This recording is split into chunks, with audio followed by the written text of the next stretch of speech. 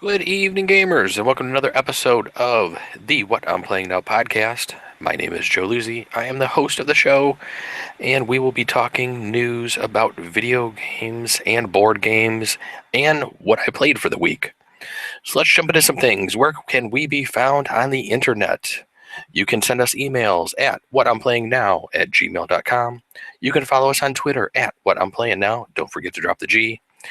We do have a Facebook page. I've actually been posting a few things recently the past week to the Facebook page. I've been using Hootsuite to actually hit Twitter and Facebook pretty much all at the same time. So if you do follow us on Facebook, look for What I'm Playing Now, and you'll see some of the stuff I posted in the past week.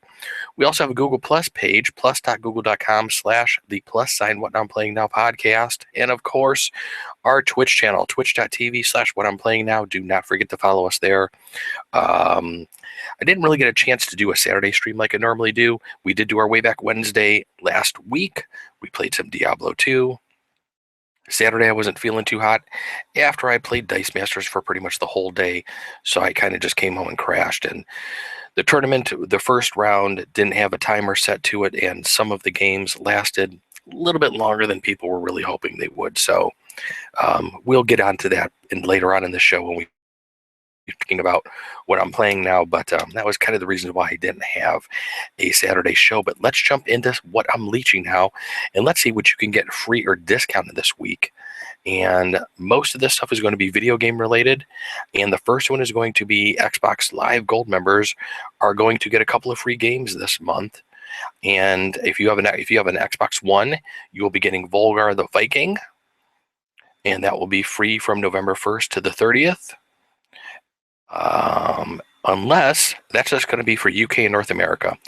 Customers in Australia, Brazil, Germany, Japan, Korea, New Zealand, Russia, and Taiwan will instead receive the Xbox One launch title Power Star Golf. If you have a 360, you will get Viva Pinata, Trouble in Paradise, and also Red Faction Guerrilla. Viva Pinata was a great game. I remember playing that on my 360 years ago.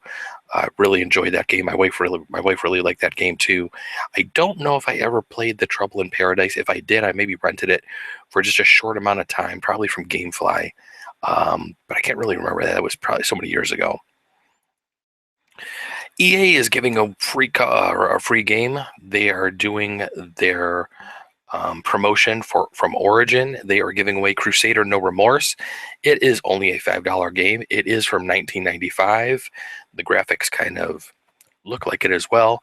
But if you do have Origin and you're looking for something free to play, don't forget about their on the house promotion from Origin, and you can get that game free.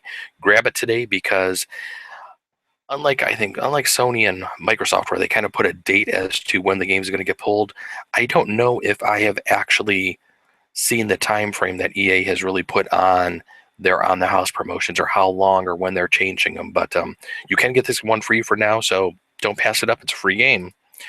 And then let's talk about Sony. They're talking about their free games for November, which actually come out tomorrow. So if you have a PlayStation 4, you will be getting The Binding of Isaac Rebirth and SteamWorld Dig. I'm extremely surprised that The Binding of Isaac Rebirth is going to be the free game for the month. I wanted to buy this one, actually. I was probably going to pick it up from Steam. Considering I'm going to get to play it on the PS4 now, I will probably be streaming that shortly. Well, maybe not real soon. I'm having to send both of my controllers in to actually have them repaired because the rubber that is on the controllers, I have both of my controllers are from launch time, and they are kind of just falling apart right now. So since it's right before the 1-year warranty is up, I wanted to get those sent in. So I will probably be sending those in this week. I don't know if I'll get a chance to actually do any Binding of Isaac Rebirth before I send those in, but if I don't, when I get them back, that will probably be one of the first things that I do start to play. If you have a PlayStation 3, you will be able to get Frozen Synapse Prime as well as Luftstroffers. And then if you have a Vita, you'll be able to get the Hungry Horde and Escape Plan. So no matter what system you have a Microsoft console, a PlayStation, Sony console, or if you have a PC, there is something free for you to play this week. All right, let's jump into some news stories now. One of the first news stories is going to be a story I found on GameSpot, and this one kind of just made me chuckle. The Ebola scare has led to a spike in downloads for the virus-focused game Plague Inc. I remember playing Plague Inc. A couple of months ago. I think before all of the Ebola talk had actually started. It might have actually been a couple of months, more than a couple of months ago, because I believe I actually talked about it in the podcast here and how much I actually was really enjoying the game. And it was the funny thing about this news story is probably about the week I think we started hearing about Ebola coming over to the U.S. I looked at the girl who sits next to me at work, and I kind of just looked at her and I go, "Remember that game I was playing, Plague Inc?" And she just kind of shook her head and was like, "I can't believe you actually went there." And it actually seems like it has had an uptick in downloads for the developer. They're saying that it has gone to basically a 50% increase in the last 2 weeks due to the world's interest in the deadly virus Ebola.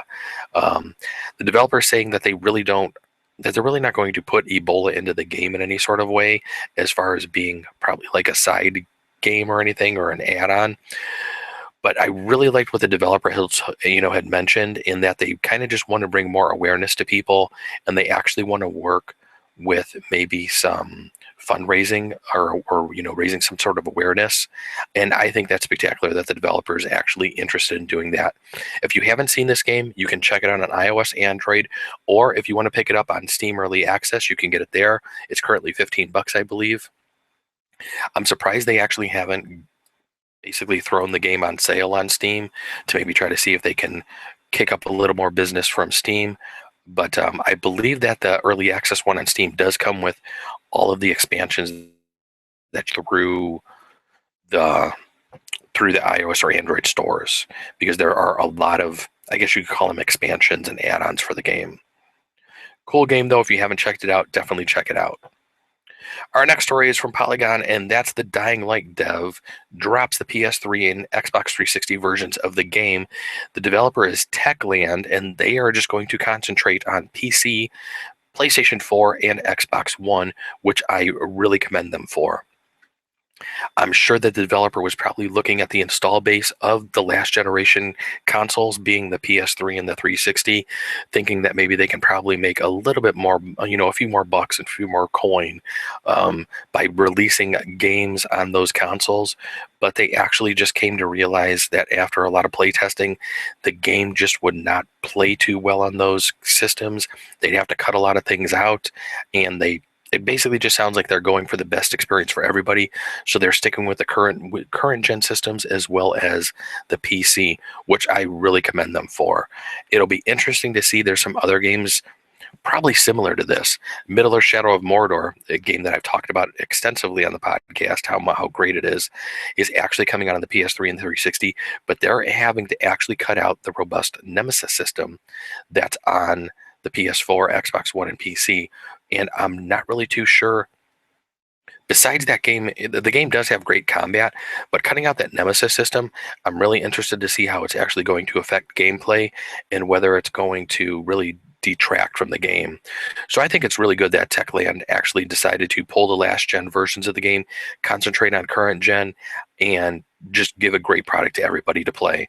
And this is a game that I've been talking about actually for a while. I think probably since I saw it, not this year at E3, but I think last year at E3. I really can't wait to get my hands on this game and give it a shot. So I'll definitely be picking this up on the PS4 when it does come out. Jump over to some Sony news from GameSpot. Drive Club for PS Plus is on hold. They are still having tons of problems, especially after the PS4's latest system software update of 2.0 was released last week. I actually downloaded that a couple of days ago. I haven't experienced any issues, but I also haven't tried to put my console into the now renamed kind of sleep mode or whatever it's currently called. But Drive Club, I'm not even too sure whether Drive Club is going to be coming out for PlayStation Plus members. They basically came out at first and said it was buggy netcode. Then now if you go to their Facebook page, they're basically saying it was a capacity problem. They have more servers hitting basically the network, and they're trying to get everything stable. But this game has now been out for, I believe, around 3 weeks, possibly going on 4 now, and it sounds like the people who have purchased it are still not having as smooth a gameplay as they should be at this time. So hopefully the developer can get things straightened around here. I would really like to try Drive Club. I was really looking forward to a good racing game on the PS4 or at least a racing game on the PS4, besides the title that was released at launch. But we'll have to wait and see what happens. And then our next news story was from Polygon, and it's actually talking about a few of the issues that we're having with the 2.0 firmware. One being the rest mode, others being uploading to YouTube. I guess some people were having issues with that. I didn't try, like I said, I didn't try putting it into the rest mode, nor did I try uploading anything to YouTube. I really haven't been playing the PS4 too much lately. I did play a few things on there this week, but once I kind of finished Shadow of Mordor, I haven't really been in front of the console for 48 hours, 4 to 8 hours at a time, like I was while I was playing Shadow of Mordor. But hopefully Sony can actually get the 2.0 firmware updated, and I'm sure we're probably going to be seeing a 2.01 or a 2.1 here very soon. All right, our next story is from Polygon, and that's about Prey 2, the sequel to Human Head Studios' 2006 first-person shooter, has been canceled. Bethesda was actually the developer that was currently working on this. This game's been in development for quite a while. It has bounced around between a few studios, and it just hasn't gotten to the point where everybody felt it was worth something that would be playing, so they're actually pulling the plug on this one. That's a shame to hear after it being in development for several years. I'm sure there's probably a lot of people who are sad about that one. I remember playing the original Prey on my PS3, I believe it was. No, that was on my 360. I played Prey. I played the original Prey on my 360. I think that was even before I had my PS3, and I really liked Prey. I don't remember. I didn't finish the game, but I did play it for quite a bit, and I thought the game was actually pretty cool.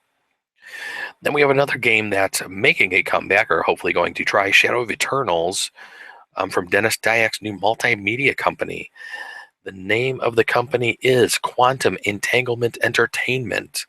I guess there are three people who have gotten together, and they are going to try to make a studio that is basically joint video game, TV, and film all under one umbrella, since they feel like there's a culmination of all three of those things coming together here, and they're going to try to go at this again, even though Shadow of the Eternals had several failed Kickstarters and crowdfunding pieces that they tried actually last year, I think it was.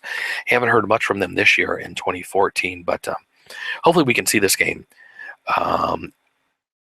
Eternal Darkness Sanity's Requiem is a game that I've actually talked about with several people, a couple people recently. It's a game I have not played. It was one of the games I wanted to get and actually play on my Wii, and that's still something I'm really interested in doing, and I may just try to pick up a controller for the Wii and a Nintendo 64 controller, or a GameCube controller, because that was on the GameCube. Pick up a GameCube controller for the Wii and actually pick up Eternal Darkness and actually give it a shot. I know it's a great game, and I've been told by people it's something I need to sit down and play, and I just need to actually get my hands on all that stuff and just give it a shot and go for it. But hopefully we can actually see Shadow of the Eternals. From what I had seen of it before, it looked like a pretty cool game. Hopefully they can kind of pull something out here and get this game under development, since it's actually been talked about for a couple of years now. But our next story from Polygon is something that if you're actually maybe looking to play some throwback games, right now you can go back and play 900 classic arcade games in your web browser right now. There was a gentleman named Jason Scott who worked on the JS Mess, or JavaScript Mess. It was an emulation project, and they basically ported over a ton of arcade games, and the result is what they're calling basically the Internet Arcade, which is on archive.org, which you can basically find on the Polygon article. And I actually checked out a couple of the games earlier. Some of them appear to be working all right. Sometimes the audio is a little janky or something like that. You got to try to figure out how the controls are on the keyboard, or if you have a controller, you can try to use a controller with some of the games, which I was able to do. But there are a ton of arcade classic games on there, and I'm going to have a lot of fun actually going through there. I think once I'm done with Diablo 2, I think it'd be kind of cool to go back through and just do an old classic arcade night and just try a bunch of these games one day and just do a stream for Twitch, and that may be what I do some Wednesday once I'm done with Diablo 2. All right, and our last story, I thought this one was kind of cool. Dice Tower News had sent out some. They send out emails daily, I think it is, with different news for board games and everything, and they'll also include Kickstarter games that are new to Kickstarter or are on Kickstarter. One of the games they talked about was a game called Bring Out Your Dead. I saw the title and instantly thought of Monty Python and was just like, okay, I need to kind of see what this is and um, just check this out. And the game actually does look pretty cool. And I'll have the links to the Kickstarter on my page. I'm actually thinking about backing this one after watching the video of some of the play that I've seen in the game.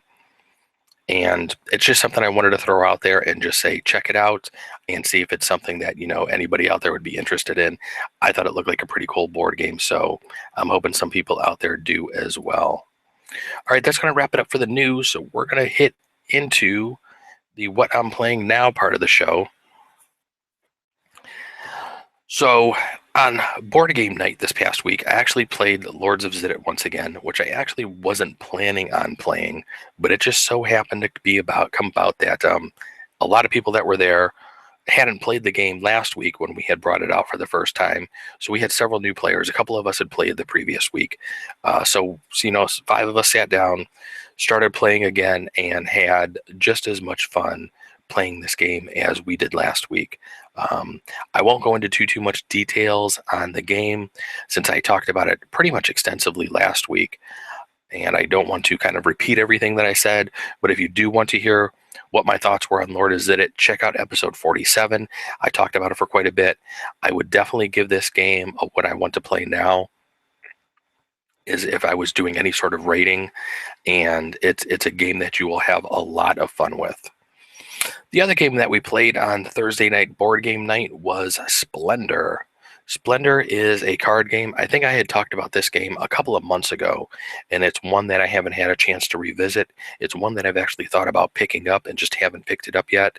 It's a game that's on the much lighter side than Lords of Ziddit. They are basically on two complete different ends of the spectrum.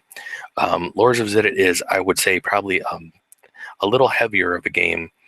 Probably not as difficult to pick up on as some of the other Euro board games that are out there.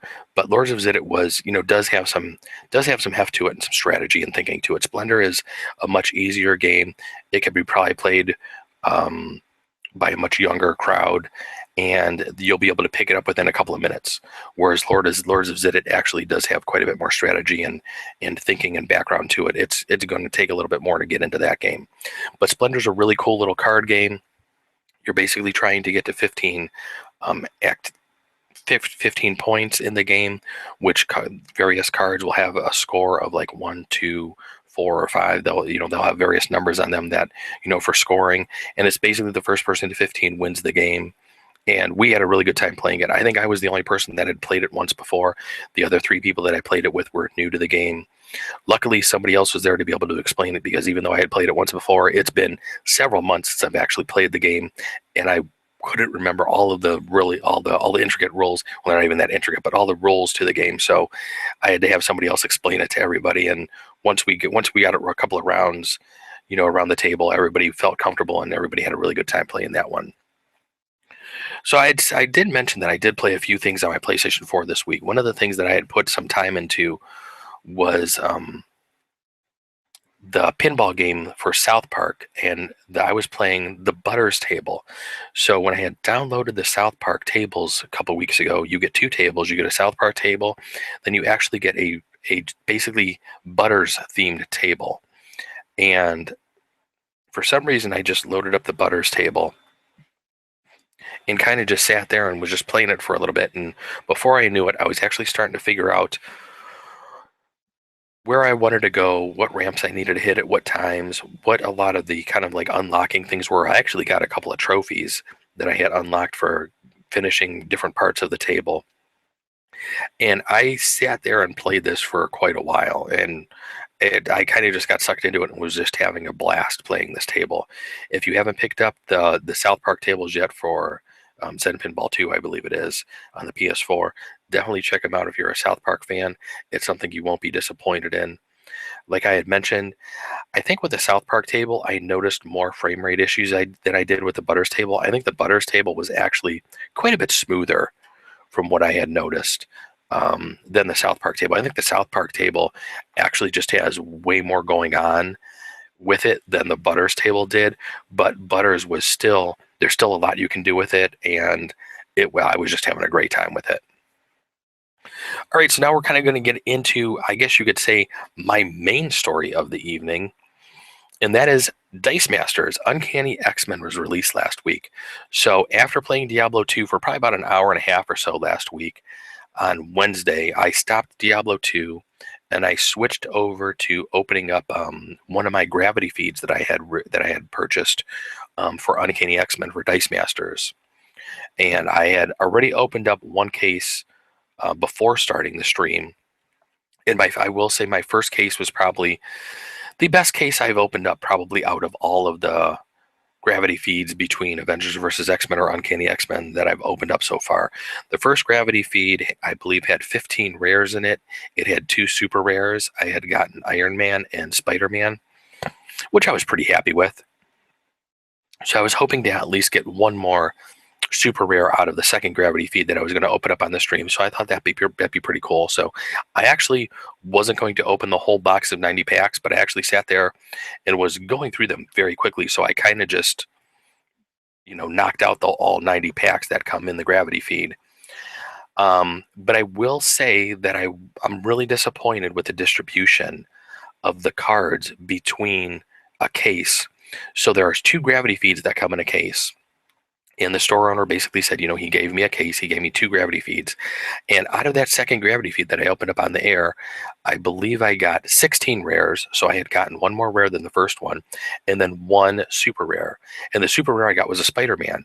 And that was really upsetting because not only did I have between the two gravity feeds, I believe I had about 10 duplicate rares, but having a duplicate super rare, I didn't think that was something that would ever happen. So I do have an extra Spider-Man I will be trying to trade off. Hopefully I could find somebody down at my friendly local game store to trade off my Spider-Man for something else. If not, maybe I'll have to go on Board Game Geek and see if I can try to find somebody to trade on there. But I was really just disappointed with the distribution of cards. I was expecting to maybe end up with just having to purchase or trade for maybe 3 to 5 rares. I believe I need about 7 or 8 right now is what I counted. And even after playing a couple of rainbow drafts, my rainbow drafts, I haven't been lucky in the rares I'm getting. I'm getting the same damn rares I already have. And I've played 2 rainbow drafts already this past week. And I have probably up to maybe 13 or 14 duplicate rares now after playing in the rainbow drafts. But I'm just really disappointed that the super rare that I actually have to try to trade for one, and I really actually just did 3 different ones out of a case. I'm not really too sure how that happened. I have no idea how their distribution works, that there could be another Spider-Man in a case that's boxed up with another one. That kind of just blows my mind. I will say one thing about the gravity feed design, though. I think by them changing the style of the box to where it's not a taller style box, it's more of a shorter and squarer style box that's a lot larger in size. The cards don't seem to be as bent as they were in Avengers vs. X-Men. The first set of cards, you really had to basically put something on top of the cards to kind of flatten them out, or put them in a case so they were packed nice and tight, in like a little plastic card case or something, to where they were pushed up against each other and let them sit for a couple of days so they kind of flattened out. Because the cards out of Avengers vs. X-Men just were really horrible coming out of the gravity feed when you open them up out of a pack. Whatever they did by resizing this box, it has made such a difference in the cards. I don't think I really noticed more than a couple of cards that maybe looked like they had a little bit of wave look to them. Unlike the first set where basically every card was kind of wavy and didn't sit flat. These cards pretty much look like how cards should be when you open them up out of a pack. So I was really excited about that. That was really nice to see. The other thing I noticed was a lot of the dice look to be a little more consistent color wise. I do have three dice that were pretty bad, and I think I had tweeted out about these, sent a tweet out on Twitter last week as I was opening up some of the packs. I have a Wolverine that's actually chipped in the corner. I'm not even really too sure I could actually play the die since it's missing a chunk out of the one corner because I don't think it would actually roll properly. I have a Mr. Sinister card that looks like Freddy Krueger had gotten a hold of it because it just has scratches all over the top of the numbers. And then I have an Emma Frost card, I believe it is, or not a card, but a die. It looks like on one of the Emma Frost die, I noticed there's like a little bubble in the middle of the die. Well, on one of my die, it looks like the bubble kind of came up to the top, so there's a big indent in it, and I believe that die will roll, but I'm not really too sure with that big indent if that's actually going to cause any issues with the roll either. So I kind of just have, since I got the two gravity feeds, I have plenty of dice to use instead of those. So I kind of do have those set off to the side so I don't have to use them. But I think the dies do have the colors are much more consistent. The paint on them, the inking on the dies are much better than they were in the first set. You'll still probably find a few dice here and there that are messed up, but I think overall the product is just you can tell this is kind of like, I don't want to say it's a 2.0 product, but you can tell that this is actually the second set because that first set did have some things that to be desired. We'll all I think we can pretty much all say that. Pretty much so far, I'm really enjoying the set and playing with them. I've noticed that down at my local game store, there are a lot of people that have returned to the game that I haven't seen. I actually don't think I started playing until about month 4 of organized play. Maybe the end of month 3 is when I maybe started. The end of month 3, beginning of month 4, possibly. But I've been playing pretty much any chance that I get to go down there. Tuesdays we normally have a day, and then on Saturdays, maybe every other Saturday or on certain Saturdays, we're doing organized play as well. We're doing rainbow drafts. But there's a lot of people that came down to the rainbow draft on Saturday that I hadn't even seen before. I guess that had played quite a bit before I had actually started, and I guess they had kind of just, I don't want to say gotten bored with the game, but were just kind of waiting for something new. So they had basically stopped playing. But now that Uncanny is out, we had a pretty good turnout for our organized play this past Saturday, and it was a really fun time. A lot of us are still learning the cards. I'm every time I sit down to play, I'm still reading a lot of the things. I'm still trying to figure out some of the good combinations. I believe out of the 2 gravity feeds and the 1 starter set that I've opened up so far, I think the lowest amount of dice I have for any characters is 5, and I have 5 dice for Angel, Iceman, and Magneto. Other than that, every other dice I think I have probably 6 and above, and most of them are way above, especially since I had opened 2 gravity feeds. I did pick up a second starter. I'm not really too sure if I'm going to open that up or not yet. I guess it kind of all depends on if either of us are ever going to play Angel, Iceman, or Magneto at the same time, to where maybe each of us wants to play 3 dice.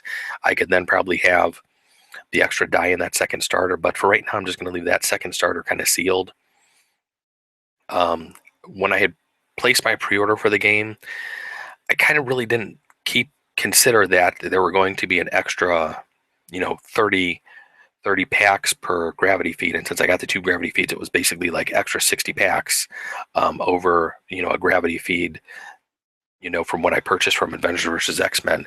And I think that's the reason why I was able to pretty much out of 1 starter and the 2 gravity feeds have just about as many dice as I had for most of the Avengers vs. X-Men set for a majority of the cards. But I have the second starter here just in case I need it.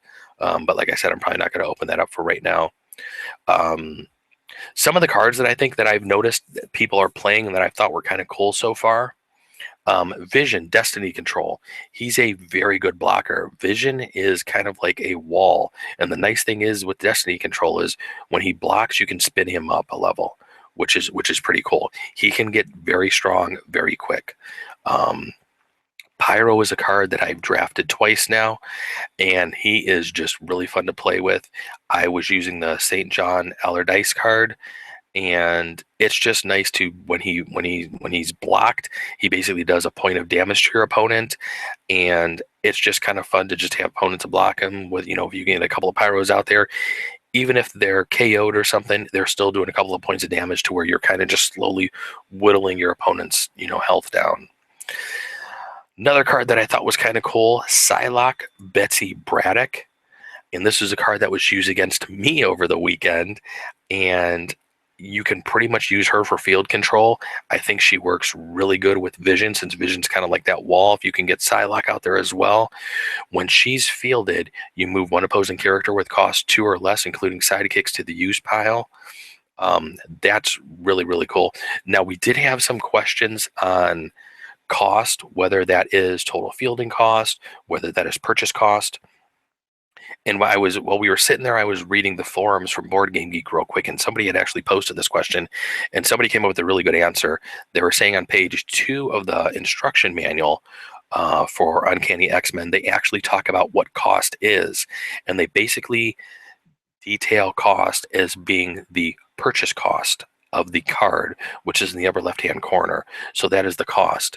I think there's a couple other cards that do talk about the total fielding cost, but if you ever just see cost on a card, you should just go with the purchase cost, is what it seems like, and that's how we're going to play with it going forward.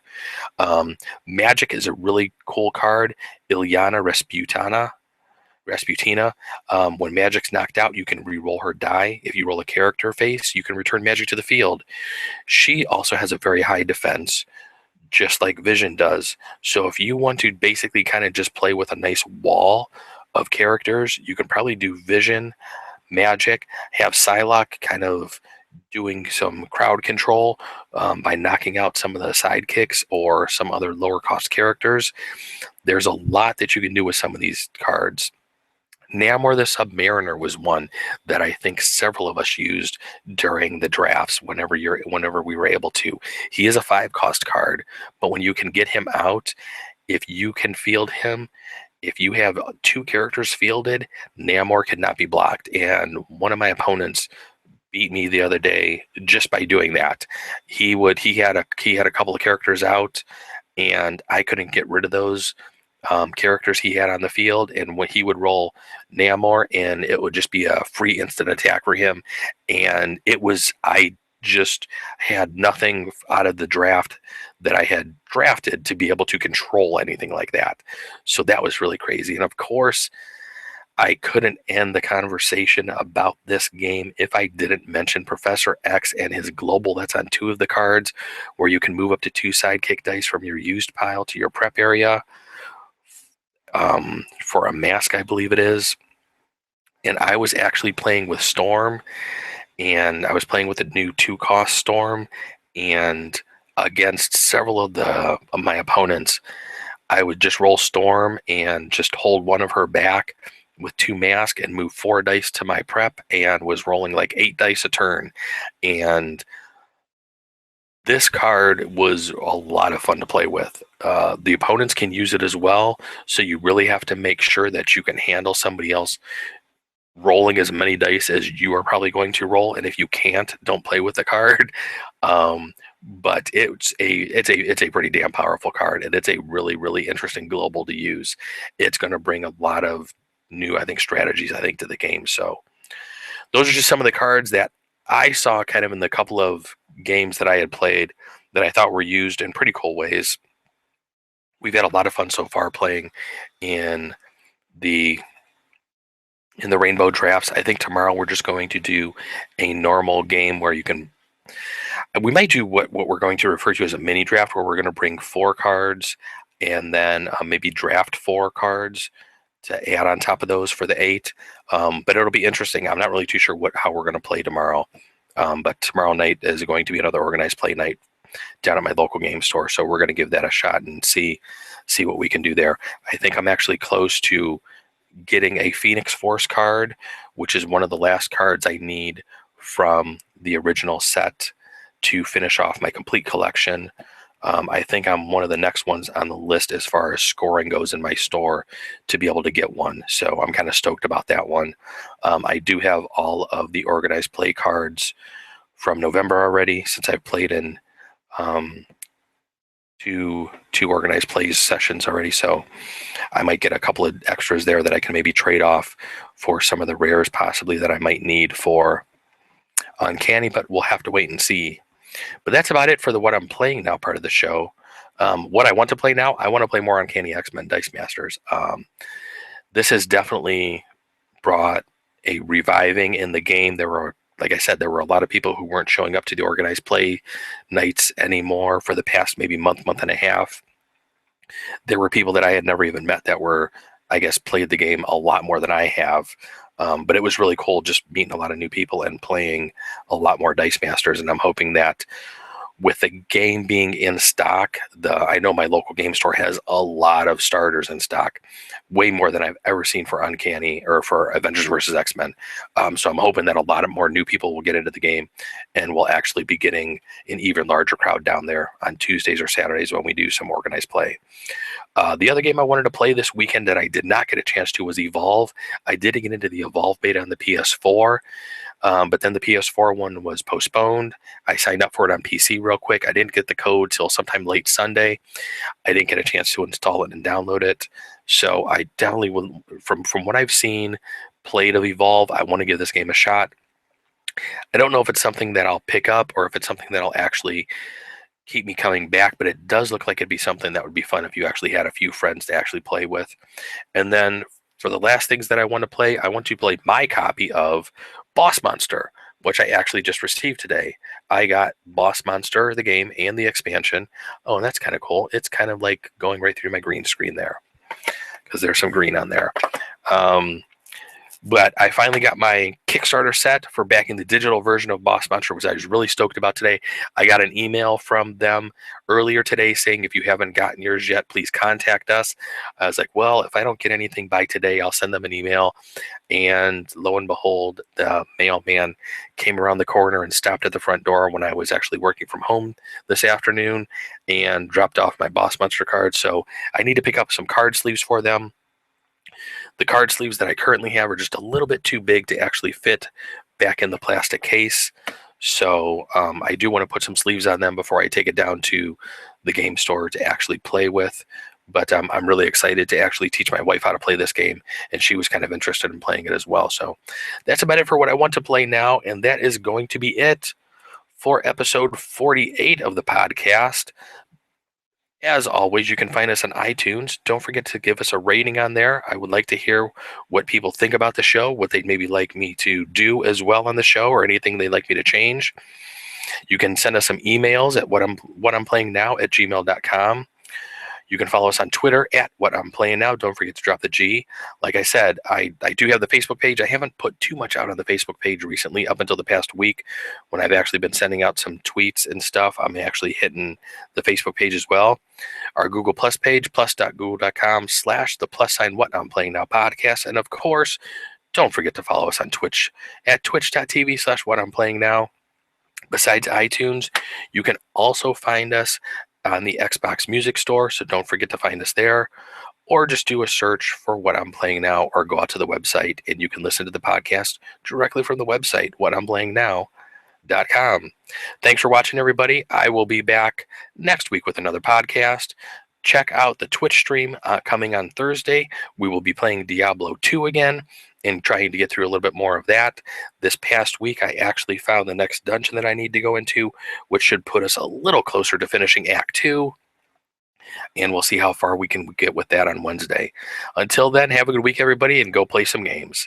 And don't forget to let us know what you're playing now. Have a good week.